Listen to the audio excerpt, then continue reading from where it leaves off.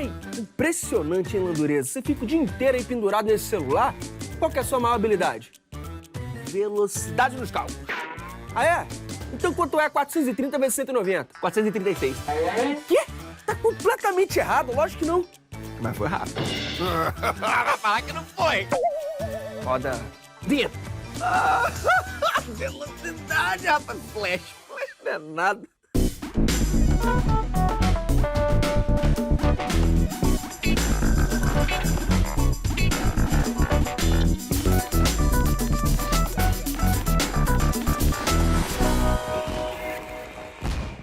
Hora do Enem no ar! E hoje é dia de matemática.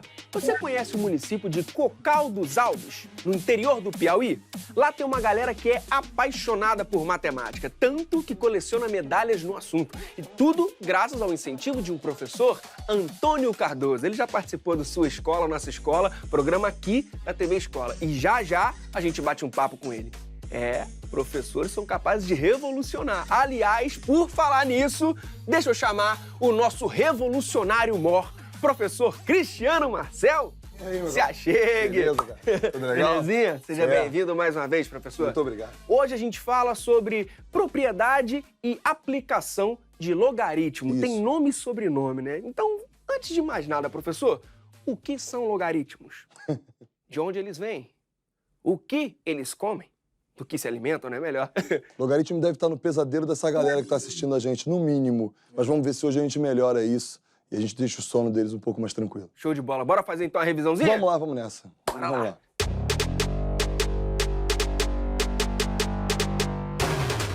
Imagina essa potência aqui, 3 elevado a 4, ou seja, 3 vezes 3 vezes 3 vezes 3, que vai dar 81. Beleza. Uma maneira da gente escrever isso seria o logaritmo de 81. Qual é a base da potência, Lange? 3. É a base do logaritmo. A pergunta é, qual é o expoente que eu coloco no 3 para o resultado da 81? Que expoente é esse? 4. 4. Calcular logaritmo é calcular um expoente. Qual é o expoente que eu coloco no 2 para o resultado da 32? Pois é. Entendi. O expoente que eu coloco nesse para dar Pra dar esse. isso daí. 5. Ou seja, 2 elevado a 5 é igual a 32. Caraca, maneiríssimo. Qual o expoente que eu coloco no 3 para o resultado da 9? 2. 3 elevado a 2 é igual a 9. Maneiro. Mas, Cristiano, e quando inverte? Aí a coisa inverte minha cabeça também. Pois é, aí pronto, lascou tudo. Pensa somente assim, esquece o 1 sobre 49, pense somente no 49. Beleza. Qual é o expoente que eu coloco no 7 para dar 49? Seria o 2. 2. Como é 1 sobre 49, nós mudamos o sinal. Isto porque, entenda, ó, 7 elevado a 2 é igual a 49. Uhum. Mais 7 elevado a menos 2, nós invertemos o resultado. Fica 1 sobre 49. Qual é o expoente que eu coloco no 13 para dar o próprio 13? 1. Pô. Daí a gente conclui que o logaritmo de 1 em qualquer base vai ser sempre igual a 0. Por quê? Qualquer número elevado a 0, diferente de 0, é claro, vai dar resultado 1. Mas o cara, quando vai estudar sozinho, Lange, ele vê isso aqui, ó. Log de A na base B é igual a X. Logo, se somente se, melhor dizendo, B elevado a X é igual a A.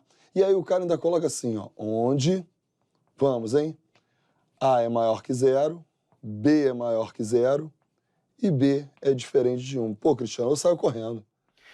Eu preferi o seu jeito, professor. Na realidade, quando a gente trabalha com logaritmo, a gente trabalha apenas com valores positivos. E aí, matematicamente, a gente escreve que o A é maior que 0. Entendi. B também. E ele não pode ser igual a 1, porque entenda, Lange, 1 elevado a 100 é a mesma coisa que 1 elevado a 1000. Então, se essas bases são iguais, eu não posso dizer que esses dois também são iguais. 1 vai ser a exceção. Logaritmo da base 1 não existe pra gente. A gente não vai nunca tocar nesse assunto, a gente não trabalha com isso. Show de bola. E essa escalinha aqui, eu não entendi. Quando surgem os logaritmos, a ideia era transformar uma coisa que está muito complicada numa coisa mais fácil, mais tranquila para você manusear. O logaritmo, quando ele surge, Lange, é o computador daquela época, do século XVI. Imagina, o cara tem que fazer uma conta tal como 16 vezes 32, por exemplo. 16 vezes 32. 16 é o mesmo que 2 elevado a 4. 32 é o mesmo que 2 elevado a 5. É o produto. 16 vezes 32.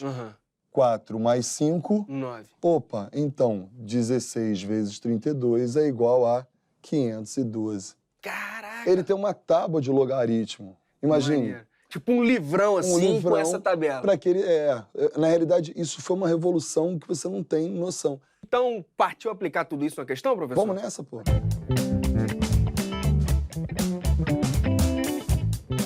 Tá na tela a questão 137 do Enem de 2017, caderno azul, primeira aplicação. Para realizar a viagem dos sonhos, uma pessoa precisava fazer um empréstimo no valor de R$5.000. Para pagar as prestações, dispõe de, no máximo, R$400 mensais. Para esse valor de empréstimo, o valor da prestação P, é bom você se acostumar com essa coisa, porque ele vai falar prestação X, prestação A, né? É calculado em função do número de prestações N segundo a fórmula. E aí ele diz a fórmula pra gente. Essa fórmula, na realidade, é uma fórmula de matemática financeira, mas ele já dá pronta pra gente com o fator de aumento, que é aquele 1,013 ali. Entendi. Você vê que a intenção dele é o logaritmo, não é a matemática financeira. Se necessário, utilize 0,05, 0,005 como aproximação para o log de 1,013, 2,602 como aproximação para o log de 400 e 2,525 como aproximação para o log de 335. Todos esses logaritmos aí, reparou que não tem a basezinha que a gente coloca? Quando não tem essa basezinha, base 10, base decimal, que, por acaso, não vai fazer diferença aí. De acordo com a fórmula dada, o menor número de parcelas cujos valores não comprometem o limite definido pela pessoa é. Sempre que na questão aparece o menor número ou o menor número inteiro, é legal o candidato ir lá e sublinhar. Porque no finalzinho isso vai fazer uma diferença muito grande. Olha para as opções, 12, 14, 15, 16, todas são muito próximas. Olha aqui, 5.000 vezes 1,013 elevado a n, vezes o 0,013, que ele já poderia ter multiplicado, sabe? Mas não sei por quê. O rapaz que fez a questão, a pessoa que fez a questão, melhor dizendo, não quis fazer isso. Qual é o limite que ele fala para a prestação? Ele diz que a prestação pode ultrapassar ou pode chegar até um determinado valor? Pode chegar até, no máximo, R$400 mensais. Sim. Não pode passar disso. Então, matematicamente, eu escrevo assim, pode ser menor ou igual a R$400. Aí, esse 5.000 vezes esse 0,013 vai dar 65. Bom, esse aqui vai passar para o outro lado multiplicando, e esse 400 vai multiplicar esse termo e esse termo numa propriedade distributiva. 400, que vai multiplicar 1,013 elevado a n, e também multiplica o menos 1. 400 vezes menos 1 dá menos 400. Por enquanto, não vou aplicar logaritmo, por enquanto eu vou ajeitar a equação, na realidade uma inequação. Eu vou pegar esse valor aqui e vou passar para o outro lado. É como se eu tivesse 400 laranjas e aqui 65 laranjas. Quando eu passar para o outro lado, subtraindo e tal, eu vou ficar com menos 335 vezes 1,013 elevado a n, menor ou igual a menos 400. Quando eu tenho um sinal de menos do lado de cá e do lado de lá da desigualdade, a gente multiplica isso por menos 1. Porém, quando a gente multiplica por menos 1, esse menos vai embora, esse menos vai embora. E a desigualdade muda. Ela que está para cá, vai para lá. Isso aí. E aí já começa a dar um alívio. Porque ele está vendo 335 que está no enunciado. Ele está vendo 400 que está no enunciado. Ele fala assim, me achei. 335 que está multiplicando, eu vou passar lá para o outro lado, dividindo. Olha ele aqui, ó. Olha só, Lange, eu tenho que procurar um expoente desse número para dar esse número. Fica complicado. E é aí que a gente vai aplicar o logaritmo. Log de A vezes B, que é o log de A, mais o log de B. Transforma o produto numa soma. Esse é o primeiro. Mas a base é 10, pode ser qualquer base. Legal? Beleza. Nesse cantinho vou colocar aqui, ó, log de A elevado a N. Esse N pula lá para frente, fica N vezes o log de A. Log de A dividido por B vai ficar o log de A menos o log de B. Ou seja, o produto a gente associa a uma soma, enquanto que a divisão a gente associa a uma diferença. Eu quero saber o valor do expoente. Beleza. A gente vai colocar logaritmo dos dois lados, Lange. Logaritmo de 1,013 elevado a n maior ou igual ao logaritmo. Só coloquei o logaritmo dos dois lados. Se eles são iguais, isso, aplicar as propriedades. O expoente pula para frente, memorizou. O expoente pula para frente, o n veio para cá. Isso, a gente usa, então, aquela propriedade nessa primeira parte. Nessa primeira parte, a parte de cá. Beleza. Agora aplico a mesma propriedade da divisão, transformando em subtração. Beleza. Log de 400 menos o log de 335. A questão dá esses valores pra gente. Tem aproximação ali, né? Ele fala pra gente, ó, olha só, candidato, esse cara aqui vale 0,005. Esse aqui, 2,602. O outro, 2,525. Agora, é você resolver. Vai ficar 0,005 n maior ou igual a 0,077. Não pode esquecer desse n, né? Porque é ele que você quer saber o valor. Exatamente. Quando você passa esse aqui multiplicando por outro lado dividindo, você vai achar algo em torno de 15, alguma coisa. Se eu não me engano, é 15,4. O n é um número maior que 15,4. 15,4 que não é inteiro. Quem depois do 15,4 é inteiro? É o 16. Pronto. O gabarito é letra D. Contudo, dá uma olhada. Caramba, mas tem gente que colocaria ali um C, hein? Porque se você usa o sinal de igual, você fica muito propenso a colocar ali o valor 15. Isso, é aquela coisa de arredondar, né? Ah, não, é 15,4, se bateu ali, você fala, não, é até tanto, até 5 eu coloco para baixo. E como é que você tem segurança para fazer esse tipo de coisa? Os livros didáticos têm vários exercícios. Na parte de exercícios, digamos, de aplicações e tal, tem vários exercícios. O cara tem que fazer o máximo que ele puder, para ele ter segurança, chegar na prova e já saber, é assim que eu vou agir. Professor, bora lá para frente? Vamos lá, vamos nessa.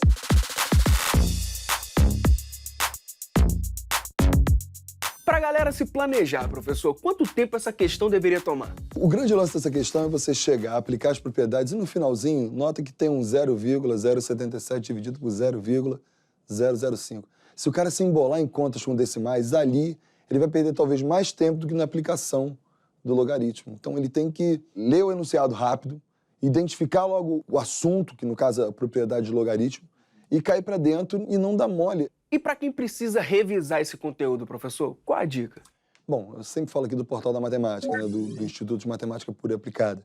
O Portal da Matemática tem um conteúdo legal, tem resoluções de exercícios. Eu acho muito interessante. Agora, qualquer livro dele, até mesmo os antigos como Gelson e Eze, ainda são referência, pegar os exercícios que contextualizam logaritmo. Show de bola. E a gente também tem o percurso educativo de matemática, onde você se aprofunda nesse tema e em muitos outros. É só ir lá em tvescola.org.br/percursos. Professor, muitíssimo obrigado. Eu que agradeço. Valeu. Valeu, mesmo. Volte sempre. Valeu. Imagina um professor que inspirou e inspira uma galera a colecionar medalhas da Olimpíada Brasileira de Matemática das escolas públicas. Essa história aconteceu e ainda acontece em Cocal dos Alves, no interior do Piauí. E a gente tem que conhecer e bater um papo com o autor dessa proeza. Então, professor Antônio Cardoso do Amaral, por gentileza. Olha, Landi, já são 33 medalhas de ouro. 33 medalhas de ouro. Desde a primeira edição, em 2005. Vem cá, qual o segredo, professor? É a equipe, eu diria. Eu talvez tenha sido importante nesse processo, bem no comecinho, mas hoje a gente é um trabalho completamente de equipe. E não é só a equipe de professores de matemática, porque nós somos um grupo que, por inteiro, ele é completamente fácil de trabalhar. Nós temos muita tranquilidade e podemos realizar todos os nossos desejos dentro desse projeto. A gente também é reconhecido como campeões em diversas das outras competições e também em aprovações através do Enem, e estamos conseguindo mudar a vida de muitos jovens lá em Cocal dos Alves. Para quem não conhece, professor, já explica para a galera de casa onde fica Cocal dos Alves ali. Cocal dos Alves é uma cidade muito pequena e bem nova, tem 23 anos de emancipação política, filha de Cocal, que é uma cidade, nossa cidade-mãe, com 70 anos de emancipação política. Lá no lado norte, já mais próximo do litoral, fazendo fronteira com o Ceará, a cerca de 300 quilômetros da capital Teresina. São quantos habitantes? Menos de 6 mil pessoas, com famílias que quase 70% beneficiários do programa Bolsa Família do governo, que pessoas que lutam, que pessoas que conseguem sobreviver, embora sendo uma cidade pobre, mas não é uma cidade de miséria.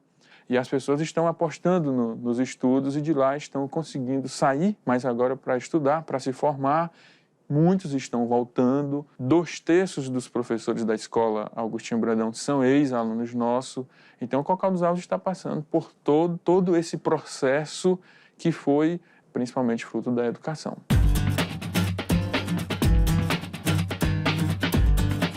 Que história é essa de 2010?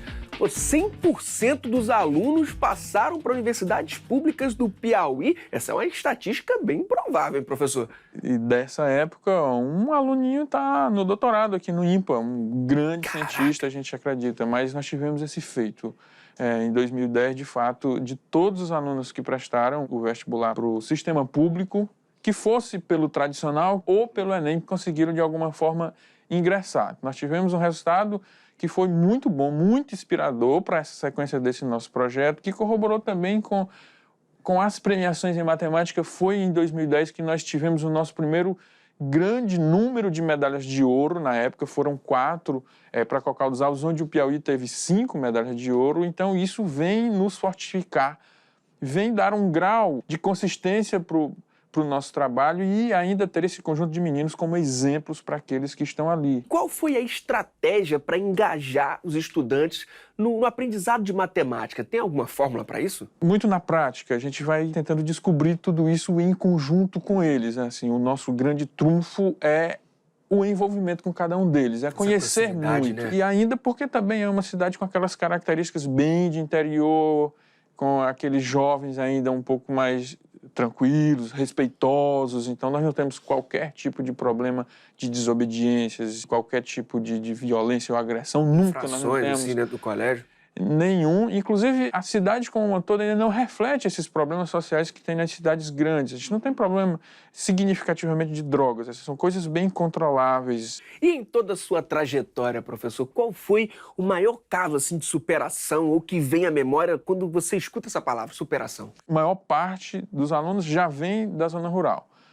Já tem as dificuldades, já tem a limitação de um reforço escolar, N outras coisas, assim. Eu vou me recordar, por exemplo, de casos que o menino que queria ser engenheiro e, no entanto, ele tinha dificuldade para estudar à noite porque ainda não tinha luz elétrica em casa, só foi passar a ter luz elétrica depois do programa do governo federal e conseguiu virar engenheiro. Então, a gente tem inúmeras histórias, assim, bem interessantes e que tem aquele menino que queria, por exemplo, ser médico, mas que nem acreditava nele mesmo. E a gente consegue inspirar, consegue entrar nesse sonho junto com ele, consegue viver tudo isso. E conseguiu. Por exemplo, nós temos 3 ex-estudantes que estão terminando o curso de medicina e ficam muito felizes porque participaram desse processo todo e agora podem dizer que é possível pela escola pública. Agora, conta um pouquinho sobre a participação desse pessoal todo nas Olimpíadas. Como surgiu? Você procurou a Olimpíada? Como é que foi? Foi muito por acaso. Era um momento, em 2005, eu estava do 3º para o 4º ano de atividade profissional como professor e, ao mesmo tempo, eu estava no final de graduação, eu era muito inexperiente e, portanto, cometia diversas falhas, era um aprendiz. Inclusive, eu era um professor ainda sou um pouco muito mais taxado como mais cobrador do que talvez o normal, de pegar muito no pé, de ser insistente. E eu não tinha tido tanto sucesso em alguns pequenos projetos.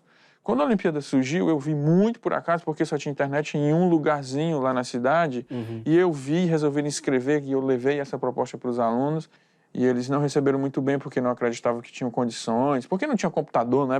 Nós não temos computador, os grandes centros têm. Eu disse, não, mas vamos fazer por acaso. A gente separou uma aulinha no final do turno, uma vez por semana, e de repente foi talvez o melhor resultado que eu já tenha passado até hoje, na minha experiência docente. Dos 24 estudantes que fizeram a fase final, nós tivemos 17 premiações. Aquilo foi meio que um estalo, assim, poxa, opa, peraí, então quer dizer que aquela minha insistência talvez valesse a pena. E aí eu pude, a partir daí, olhar direitinho para esses resultados, participar de premiações para professores que tiveram alunos premiados e entrar nesse universo, conhecer coisas e buscar voltar e incentivar, juntar, e daqui a pouco a gente tinha, inclusive aqueles que mais distante, porque achavam que aquilo era chato, aquilo não era para ele, começaram a se aproximar e começaram a fazer, começaram a ganhar. Estes alunos campeões começaram a liderar grupos de estudos na sala de aula, se tornaram monitores, e com isso a gente viu que o conhecimento conseguia invadir uma sala inteira. Corroborando, por exemplo, a gente tem um dos melhores resultados na Prova Brasil, né, na avaliação externa do governo. Então não é um resultado de 2 ou de 3 alunos, é um resultado da sala, que de algum jeito a gente conseguiu multiplicar esse conhecimento. Então as coisas foram acontecendo dessa maneira, de modo que hoje é meio que tradição. Bom, você disse no início do programa, mas é sempre bom repetir, foram quantas medalhas de ouro, só de ouro? 33. 33 só de ouro. Se for somar, então, todas as outras, prata, bronze, fora a menção honrosa... Olha, nós temos, ao todo, nós temos 327 premiações. Como professor, eu já percebi que você é fera.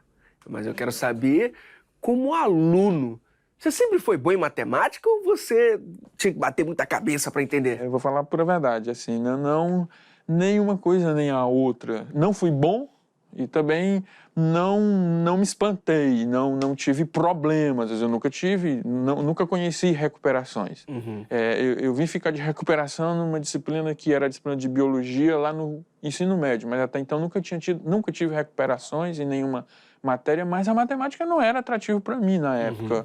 Não conseguia chamar tanta atenção. Mas você não pensava na matemática? Não. Quando que isso surgiu, esse estalo? Quando eu pude prestar o vestibular, as condições eram muito difíceis, muito complicadas até. A oferta era que ou eu fizesse, por exemplo, pedagogia, educação física ou matemática. Eu não pensava até então em ser professor. Uhum. Apesar que eu tinha tido uma experiênciazinha e eu não tinha gostado tanto. Foi uma experiência com alfabetização de adultos. Uhum. E eu acho que eu não consegui atingir meus objetivos nessa época. Uhum. Então eu meio que me escondi de pedagogia. Uhum. Eu adorava esportes, assim. Achei, inclusive, que eu poderia ser um jogador de futebol, como toda criança sonha. E pensei assim, se eu for para a educação física, eu vou ser bastante feliz. Mas, no entanto, eu preciso urgentemente de trabalho, e foi na matemática essa possibilidade que eu vi. E minha sorte é que, passando para a licenciatura em matemática, eu fui fazer um curso que era um curso numa modalidade conhecida como modalidade especial, era no período de férias, um curso exatamente para quem já dava aula e, no entanto, ainda não tinha a formação. Então, eu amei a turma e ali eu comecei a sentir que eu daria para aquilo. Como era matemática, a grande carência, como ainda é hoje, eu consegui um emprego rápido, ao mesmo tempo que cursava. Então, juntando, por exemplo, a turma de alunos meus que também eram professores, conhecendo suas histórias, e a partir da experiência de começar a trabalhar com meninos pequenos, então eu fui começando a gostar muito. E daqui a pouco eu só me via fazendo isso, e eu acho que eu só sei fazer isso. Professor, nosso tempo é curto, mas eu queria pedir um conselho, uma dica para quem está em casa, está se preparando para fazer o Enem em matemática. Qual o seu conselho de mestre?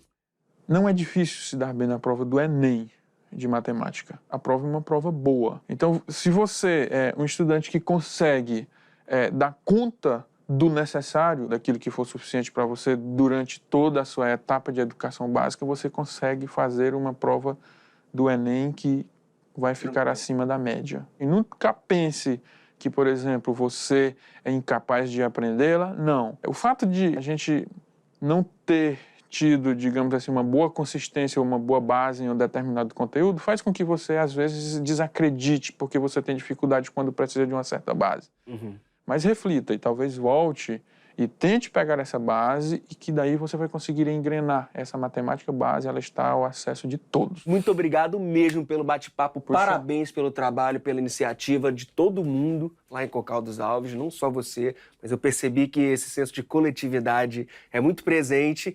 Então, parabéns a todos envolvidos pela educação da cidade, que é maravilhosa. Os agradecimentos são meus, em nome da cidade, em nome da escola, em nome de todo mundo, em nome de todos os professores, funcionários das escolas que nós convivemos. E é uma satisfação enorme estar num programa belíssimo, conhecer você. E é isso, galera. Vamos colocar em prática os conselhos e encarar essa etapa com tranquilidade. Até porque o importante é nunca deixar de estudar. O endereço você já conhece, youtube.com/TV Escola. E não se esqueça que agora você pode contar com um grande aliado, Percurso Educativo de Matemática. Corre lá, tvescola.org.br/percursos. E até a próxima!